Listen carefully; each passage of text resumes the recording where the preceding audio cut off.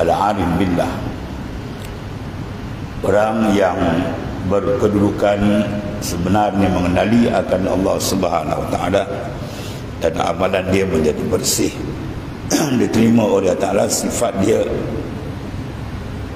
iaitulah seorang yang mengenali Tuhan, dia tidak kunjung hilang rasa keberhajat keperluannya dan tidak pernah merasa tenang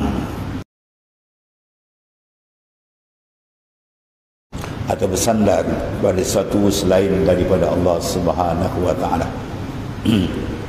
Al-arif la yazalu tiraruhu wa la yakunu ma'a ghairillahi qararu.